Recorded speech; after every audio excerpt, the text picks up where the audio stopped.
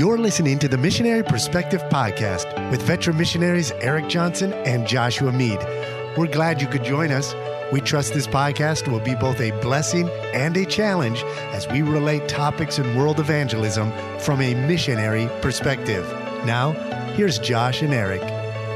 Welcome back to the Missionary Perspective Podcast. We're here with part 2 of the making of a missionary, the journey of Rusty Gibson and my good friend Rusty Gibson. If you haven't listened to part 1, go back, hit pause here, go back and download the first episode.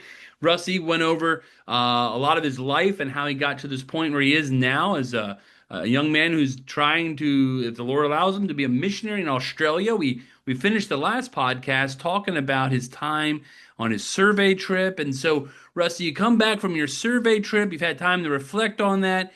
Now, let's talk about what's next in your life. What does the next 12 months look like on the horizon for you? What are some steps you're taking to go towards the mission field? And how can we maybe pray about some specific things here in the future? Sure. Great question. So as I think about the next 12 months, it's hard to grasp what it's going to look like. Mm-hmm.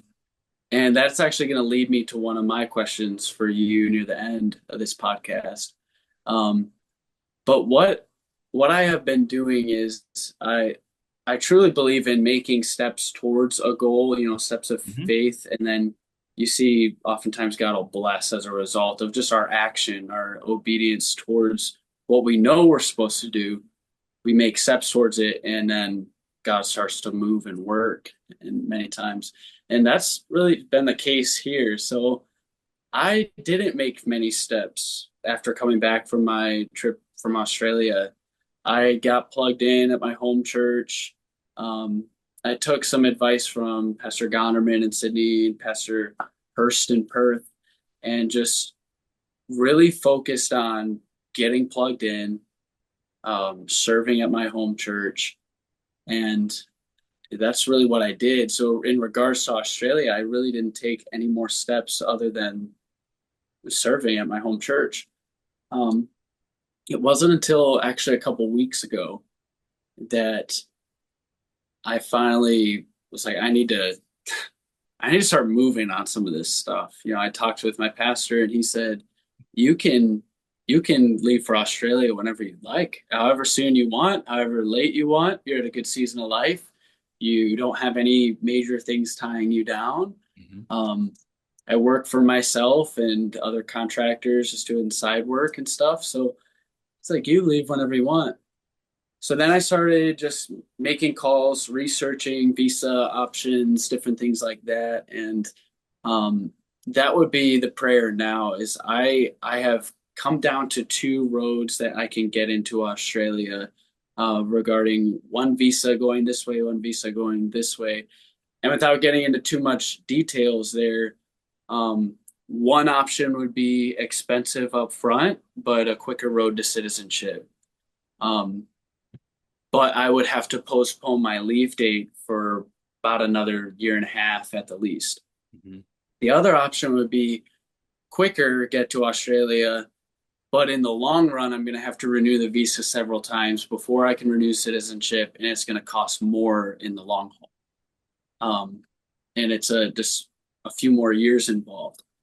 So we're trying to weigh those options. What lies for me in Australia is an internship that I have scheduled. So Lord willing, I will spend about 1 year in Sydney working under Pastor Gonderman, perhaps, and then also Ministry Asia at Brother Naranjan Sundaraj. Mm-hmm. So I've been in communication with them. We'll see where that goes. Nothing super confirmed yet, but we have definitely talked about it, the possibilities. So that I could use prayer as far as what is going to be the wisest choice regarding visa and the road to get there. I'm down to 2 options. Mm-hmm. With that 1 year internship, Lord willing, that'll give me time to discern what to do next, where to go next. I'd like to see if maybe I could spend some time in Perth for a little bit with a similar thing, just an internship, but that's all up in the air. I'm in that planning phase of Yep. what do I do? When do I do it? What's the best road? The next time I will be there is in December. In January, I'll revisit some of the churches that I went to, as well as see some additional cities that I did not get to see.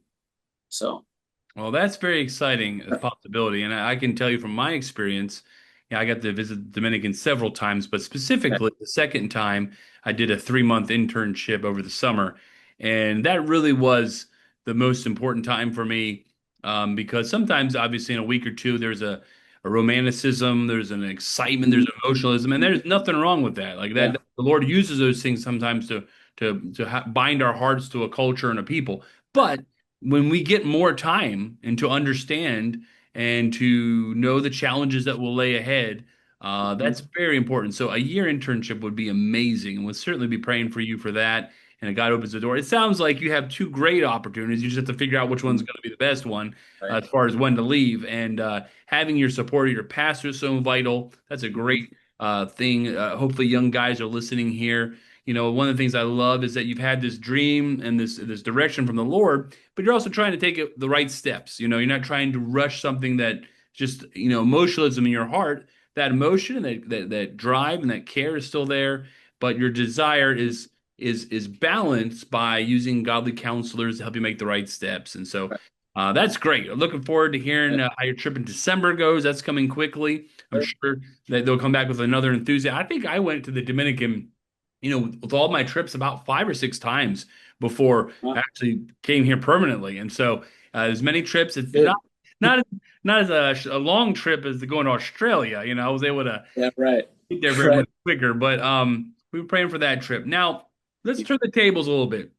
You're this young wannabe missionary. You got your sights set on Australia. You've done a lot of thinking and praying and studying Right. and preparing, and you're getting to talk to a veteran missionary. What are some of the questions you're asking veteran missionary? What do you want to ask me and Josh as you prepare in your upcoming journeys? Yeah, sure. I got them typed out actually. So I'd say my first question, it goes back to what I had alluded to is I don't know what the next year is going to hold. I don't know what the next couple months is going to look like. Even trying to paint that to you Mhm. in conversation was very difficult for me, you know. And I think like we as Christians are called to live a life by faith. Like Mhm. that's not easy to do. That's very difficult. But missionaries have to live a life of faith on a different level almost. It's you don't know what the next year is going to hold. You don't know when all these things are going to take place, and you want to be able to tell people that I'm Mhm. a planner. I want to be able to Yeah. like answer, and that like grips my heart. Um, so I guess my question would be, I'll just read it off to you. As missionaries, so much of life is living with unknowns, what Mhm. the next month, the 6 months, or even a year will look like. Mhm. How have you personally learned to walk by faith through all of those uncertainties? Or how has your family, your wife, learned to trust God in that as well? That's a great question. I think what you're talking about too is also very, very common for the beginning, especially when you're a single guy and Mhm. maybe you've got your training down and you've got Right. this goal and you're trying to connect the dots in between. You're like, all Yeah. right, Lord, I believe you're calling me to this thing that's, 100 miles away, but I'm at mile marker 10 right now. And Lord, how am I going to get to this mile marker? And it seems like people want to say, well, why aren't you going, 65 miles an hour towards, you'll be there in no time. And say, well, Right. there's a few more steps in between. And so what I'd say is, the one thing you do have going for you that's a blessing from the Lord is I think you have a goal and a direction. A lot of guys, especially in this day and age, don't have any kind of bearings. And so to have it at such a young age, that's a good thing. To have godly counsel. And so the hardest thing about patience is that you have to wait. And I can Come tell on. I can tell you from experience, the biggest area of patience I had to wait was as I was waiting for my future bride for her father to give us Yeah. her blessing. And that was the summer I actually took my internship and I was basically finishing a Bible college. I wanted to be a missionary in the Dominican Republic. We had really we were ones that wanted to honor our parents, and we had to wait. And the Lord actually had to literally do a heart miracle by giving my wife a pacemaker. Another story, another Uh, non-conversation, but He did that. And but that summer, I had none of that in my mind. I was thinking, next summer I'm going to be graduating. What am I yeah, going to be doing? I got to plan this out. And there's no way I could have known in 6 months my wife, future wife, was going to be having a pacemaker put in, and that would be a good thing, not a bad thing. That'd be a mm, good thing that would change her dad's heart. And, so there's a part of you that just has to say, God is sovereign. He's in control. The good news is He's sending me a direction. And unless yeah, He, takes the hold of the wheel and changes the direction, I'm going to keep going this direction with the wisest counsel I have until the God changes the direction. And I think that's what you should keep doing. You've got, yeah, a tremendous opportunity. If God allows you to go for a year, man, take that chance, and you will know at the end of that year, not only if the Lord is definitely calling you to Australia, but I have a feeling you'll know exactly where you want to go, or where He wants you to go. And so, my best advice is just, man, the road of patience is a long road, but this will be a big hurdle. So that one day when you look back, I think once you start your missionary journey, and once the Lord gives you a wife and kids, and you have that direction, it seems so far right. off distance, but it'll happen quicker than you think, I believe.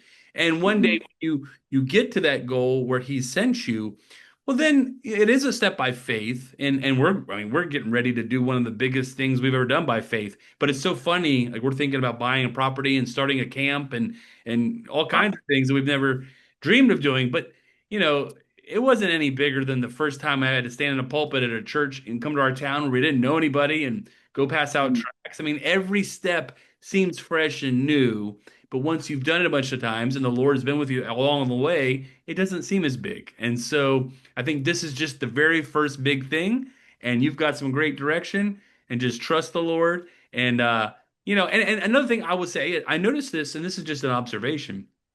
You seem to be a young man that really is enjoying life. Some people can pine away and I don't have this, I don't have that. It seems like you're really pouring yourself into the Lord, into your friends and your family. Keep doing that. Enjoy the time you have with family, because if you're on the other side of the world, you will miss yeah, you will miss birthdays, funerals, and Christmases, no matter how many times you get to come home. yeah. And of all the things, excuse me, that we love being missionaries, that's the hardest, being away from family. So while you're home, enjoy time with family, and that'll be a blessing there. Great Mm. question. What's your next one? Yeah, so that leads me into my next one is, as you live in this state of faith, you don't have the answers to every question that people ask you. Hmm. Um, you're eventually going to be starting that road to deputation. Hmm. Even as I look at my 1 year internship, that's that's scary to me. Like moving to the second most expensive place in the world for a Yeah. year. I I can't afford that, I can't afford uh $5,000, $6,000 a month, I'm not making that now, I No. surely won't be able to pay for that in Australia. Um, so I know that I'm gonna need to enter deputation. Hmm. And I also know that I'm not gonna have answers to all the questions that perhaps pastors are gonna want to know, Hmm. or church people are gonna want to know. Hey, when are you doing this? When's this gonna happen? When are you gonna get married? Um, all these different things. What visa are you gonna have? Like, do you have a leave date? All these different things. But yet time is of the essence. I should start seeing a few churches, as soon as I can. So what have you found? And if I could read it, from your experience, what do pastors want to see from missionaries, whether on social media or in prayer letters or during church presentations on deputation? Hmm. What helps close the gap between pastors and missionaries so that communication is both clear and effective? Oftentimes there's like a disconnect between missionaries and pastors, and we'll get to the point. Well, What's a, cou- this? a How do couple of you? things, you have going for you. One is that you just mentioned when the Lord burdened your heart for Australia, it took you a long time to find Right, Australian missionaries. So my guess is most of the churches you're going to call, Rusty, don't have an Australian missionary. right, And yeah, churches love supporting missionaries to places, especially big places, where they don't have gospel coverage yet. And so that'll be a big, we went on deputation. It was funny. We went on deputation. There were a lot of Dominican missionaries, and it happened to be the area we were sent out of. There actually had been a number of missionaries from that same area. So they had covered that whole region. I had to go to another region for a Oh, while because they all had two or three missionaries. And I yeah, understand it. I'm a pastor now. We try to spread out the gospel presence. And so I don't think that's a bad thing. yeah, So yeah, going to Australia, you're going to have an advantage in the sense of there's a lot of churches that don't have missionaries in Australia. Second thing, you're going to be very young. There is nothing more exciting, I think, for pastors than to yeah. see young guys who have surrendered their lives, whether they're single or not, young couples or young single guys on their way, because God has a way of working that out just fine. Now, we all want to figure that out, but pastors have seen it enough times. God usually figures that part of it out. So I wouldn't worry about that. That's usually something pastors are like, man, this guy's a sharp guy. God's going to figure that part out. They're not going to worry about you being single if you go halfway single and meet a young lady or whatever the Lord's let them doing. But the youth and the enthusiasm, sharing your burden like you did already in the part one, those would get people excited. I remember I thought about that when my wife and we were a little older. We hadn't been married, but just a little time. We got married at 27, 28 years old, but we looked young because we didn't have any kids. I didn't have all this gray hair then. And I could sense very early on the thing that people were excited about for us is that we were young and we were going to go invest our whole lives on the mission field. And they wanted to get behind that because there's a lot of truth, and you've probably seen it. There's a lot of guys sometimes get called in their mid 40s. I'm a guy in 47. Man, if I started my journey now, it would be a lot different than the 16 plus years we have on the mission field. And there are certainly gentlemen who do that, and Lord calls them for 20 years, and they have flourishing ministries, but it doesn't always work out. And so I think the things you got going for you that are the youth. And then the last thing I'm going to tell you, don't worry about the deputation. You're going to do a great job. You're going to get a lot of things. You're going to enjoy the traveling, just like you talked about. And one of the things I tell the guys here, the last thing you need to worry about is God provision. If He's called you to do it, He's going to provide it. It's fearful. It is fearful, but I tell you, you have the right personality. You like to meet Yeah. people. Deputation, I love deputation and furlough. I love meeting new people, telling them about the Dominican Yeah, Republic. And I'm sure you're going to be the same way. I love it. Yeah. Lord bless you with a spouse. You'll be like on a second honeymoon. That my wife and I went and saw things we had never seen before, the Grand Canyon and the Golden Gate Bridge, and Right. during the week we did that kind of stuff. And so the Lord's going to provide the resources. I'm sure if He's got you this far. So there are fears there, but trust from another missionary. The thing you want to get nailed down is if you can spend that year, because that year is going to be the most important thing in your life, because it's going to set the direction of you understanding that Right. culture, those people, those towns, and that will be the most valuable thing. And then that's the other thing when you come back to tell people. I mean, some people have only gone on a trip for 5 days. Sometimes the spouse has never been to a country, and people get supported. You spend a whole year there, they're going to be like, this guy's young, he's ready to go, and he spent a year there. Let's go, let's get behind him. So you're going to do great there. Well, I appreciate that. It's really encouraging. Yeah. Yeah. And I don't want to paint a picture that I'm all like, yeah, like I'm not scared, I'm not Oh, nervous. sure. Like, because I do not have it all put together. I'm not like I got a lot to work on. There's more that I should be driven about. There's more that I should be getting on the move. Um, and there's aspects of like, yeah, my fear that I need to work on. I need to get that figured out between me and God. Why Well, am I nervous? if you go stay a Yeah, year, Rusty, you're gonna miss things back home, like a right, birthday or a holiday. And right. the best thing is you're gonna understand what it feels like, and that'll help you more than anything to understand what it's gonna be like to live there forever. And so, those are amazing opportunities, and I would just embrace those and go full force towards those. Yes, sir. Yes, sir. You got any more questions? Those are Okay. it. All right. Oh yeah. No, those are good ones. Those are good ones. And it's totally natural to have the fear. I thought one of the reasons when I felt called to be a missionary, we would have a lot of missionaries in our church, much like yours. And as I knew, the horizon was coming very quickly to be a missionary, and whenever we would have a missionarian who I thought was really sharp and just kind of seemed like they understood well how to communicate, I would write down their name and I would make a friendship with them, and I would ask them lots of questions.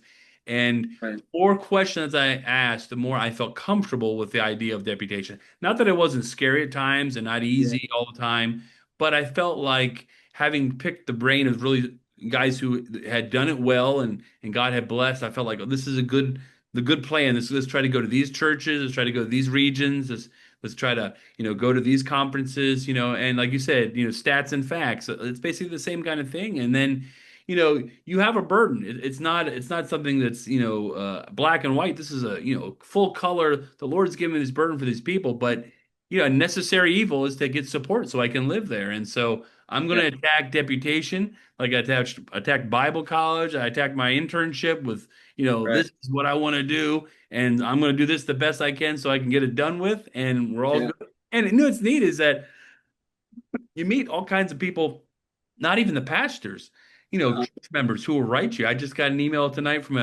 a church in Virginia, a gentleman I met he likes to write me and speak in Spanish. And, you know, I love getting those kinds of letters. I can remember this guy. I visualize him and we talk in Spanish when I go, and he's praying for me every day, and that's one of the Uh, reasons we can stay here. And so you're gonna love hmm. deputation. You're the right kind of personality for that. Now, I'm going to switch gears a big Yeah. time here as we kind of wind down this and we get to the end here. Obviously, for us, a big thing that happened for those in the United States in the last week, there was a lot of tragedy going on. And, Charlie Kirk was Hmm. a very popular figure in not only modern politics, but especially in the last couple of years. And I've studied a little more about him recently, how he's been a Christian for a long time, but he's really taken his faith with him all the time on the campuses, but more so even in the last couple of years as I was paying attention. Like he really made a more concerted effort as he would be in these interactions with these college students. And I'm an older guy. Charlie Kirk was much younger than I was, and I still was very much encouraged by his life. But you're kind of that demographic that really young guys who were really impressed and inspired by his life. And I'm wondering what his death has meant to you and your peers. There's Yeah. been time of reflection, maybe things that he did that impacted you. We're not trying to make him a saint. He wasn't a perfect man. He wouldn't say Right. that. But we No. understand. I heard Pastor Chappell say something, I believe it was yesterday, that I thought was really smart and really inspiring. He was saying, what Charlie did, a lot of pastors aren't doing. He would go to places and talk to kids and really was curious about them. And lots of Baptist churches aren't doing that. And that's why I think Pastor Chappell had such an affinity for him, because he's a soul winner and this guy would go out and spread the gospel. So tell us a Right. little bit about how you are acquainted with the life of Charlie Kirk and how his passing might have affected you. Yeah.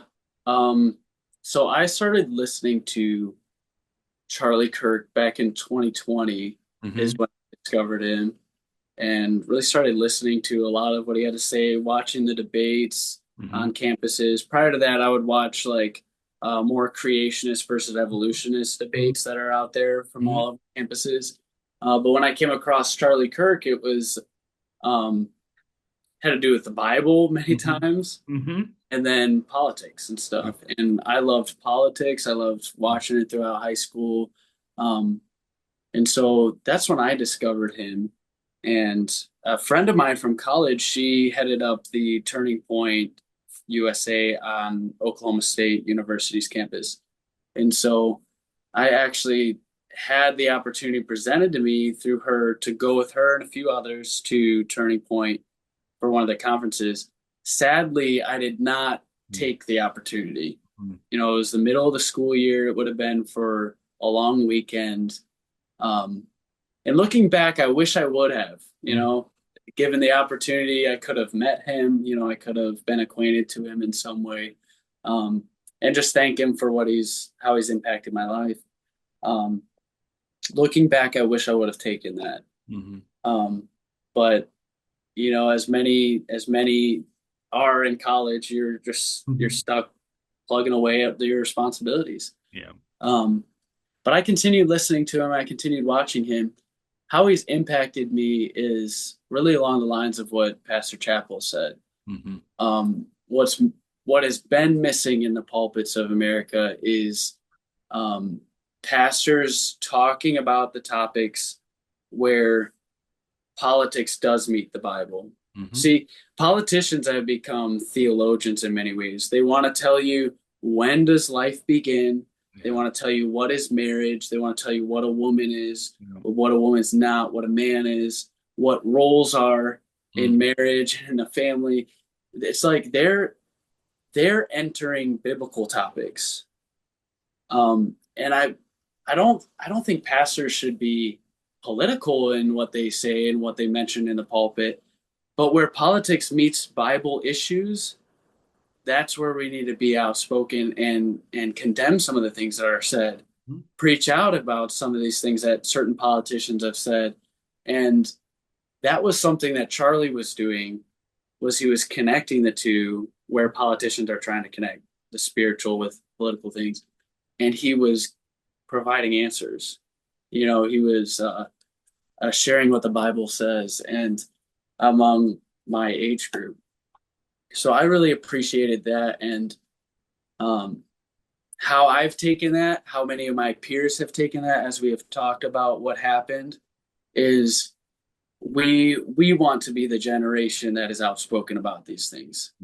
We want to be the preachers that rise up, and we're not afraid to say some of these controversial things. We're not afraid to um, preach controversial messages and things like that, and go against the grains of culture. Um, and finding the balance between that behind the pulpit, I Mm. haven't experienced that, Yeah. and I'm no expert.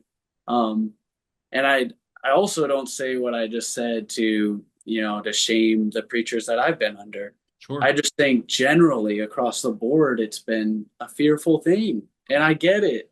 Like it would be hard, it'd be scary to preach those things, but I pray that more men in my generation is going to rise up and kind of take the reins and do more of what Charlie did in that regard, Mm. but in the pulpits across America and across Australia, Mm-hmm. across the world, Yeah. that's how he has impacted me. And in conversations with my peers and graduates of college and students still in college, these are the things I've been hearing in my age group. And I hope that's an encouragement Yeah. to your generation as well. Yes. I've even seen changes. Like I was listening to just some sermons from yesterday in other pulpits, and then even my pastor was just Pastor Pete was so bold yesterday. Mm. Some of the things he talked about, and I thank the Lord for him and his courage in doing that. And I made sure to let him know, like Mm-hmm. it's awesome seeing even my pastor's generation is now encouraged and emboldened by it. God is doing something, and I'm really excited. Yeah, So, it's amazing when you think about that impact, especially when you think, that there were other political, not necessarily Christian voices, but political voices who would go into campuses. I mean, I think of, Ben Shapiro was doing that for many years, but he had a totally different kind of attitude when he would go places like that. He was not someone who was particularly trying to be liked or right. particularly to be gracious, even. He was just trying to be right. And Hmm. that wasn't Charlie. And he also used the gospel. Hmm. And I think that's why he had such a good personality, and there's been a lot of testimony of that. But I thought of that, that aspect of it, and it is true to see that boldness. That's one of the reasons. One of the reasons we met was because, I hadn't been to leadership conference in like 17 years, but Yeah. last event in 2024 with the election coming up, I had sensed just a dearth of courageous men in the pulpits in the states, and wanted to be encouraged by one of the last groups I was seeing that is just, and that was the theme of the leadership conference was courageous, and Right. I just wanted to be encouraged to be around a bunch of men who were still going to do right no matter what happened. If the other party kept the power and really continued to change culture, and you Hmm. know it was going to change a lot. And that doesn't mean it can't change in 4 years, by the way. I certainly believe that can happen overnight. And so that's why I went on that trip, and I was encouraged by that. And I think, Charlie's death is not to compare it to something like Jim Elliott's, but I think there's a similar thing that can happen in God's economy when He takes someone away at a young age. It can inspire generations to come to follow Yeah. the good things of that person, the character, the Right. moxie, the courage, and I think sometimes we've lost that, or our country has lost it, and a sense of rebirth of that, and hope that through that someone brought up a good point. When bad things happen, sometimes on the other side there's riots and burning of cities. What you're seeing here are prayer vigils. You're seeing Yeah. people But all over the world. celebrating life. Right. It's not more hate, it's more love. And I think that will have an impact with others too. I think there are people who are noticing that, even people who are not believers. You know, Waking up. the believers are reacting differently. They have peace and contentment. We are devastated by the evil in our world, but Right. not.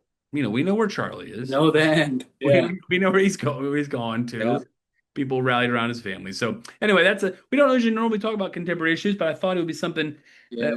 would affect you. Well, we're going to finish here, and I'm going to have a word of prayer. We just have a few minutes left for Rusty, and we're going to pray for him and his upcoming decisions he's going to be making about his internship here in the future, whether it's sooner or later, and then the next steps in life. And like I said, I hope this is the first of many conversations as we get to Yeah. see what God does in your life. And I think one of the reasons Josh and I wanted to do this is that, when you have that internship and Lord willing you have it and you come back, we want to talk to you about it, or maybe while you're there to get some insight, because we want young guys. We know there's a lot of young guys who listen to this podcast, and when we're getting old, they didn't have Facebook and Instagram when we were on deputation. That tells you how old we were, okay? Right.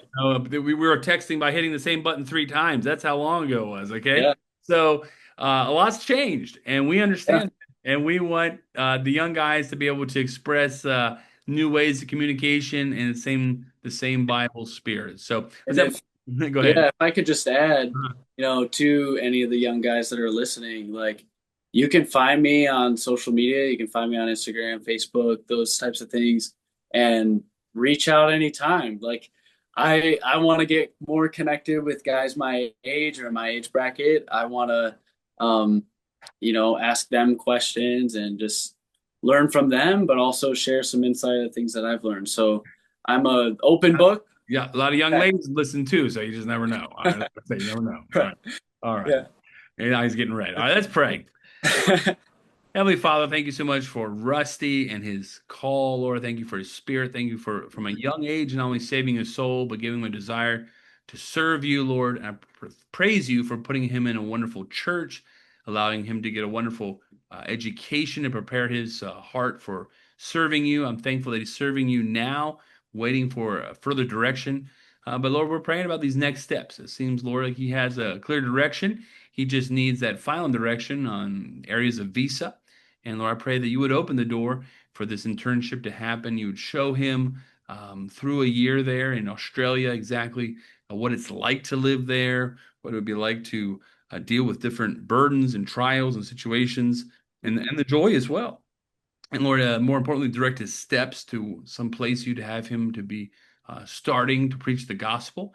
Lord, help him in other areas of his life. Lord, I'm sure he's praying about, Lord, direction, guidance. And Lord, I thank you for his life. I pray that it'd be one we can watch from afar and to see you continue to bless. And I hope that he just continues to have the joy of the Lord. Lord, we ask this always in your precious name. Amen. Amen. Thank you so much. Like Rusty said, you can find him on all the main social media. I know he's on Facebook, probably on Instagram. What's your title there on Instagram? Yeah, so you could search Russell Gibson, Mhm. Russell, or my username if you want to write it down. It's one word, Lil Russell Lee. So it's spelled LILRUSSELLLEE. So it's kind of confusing, but Little Russell Lee. search it up. You'll find me that way. Well, thank you for being our guest, Rusty. I pray that this will be a blessing to young people. And hey, pastors, write this name down. He'll be calling you in the future with a full recommendation of the Missionary Perspective podcast. So, this is your host, Johnson. Thanks for being with us. Like and subscribe to this podcast. Send it to someone. Have a great night.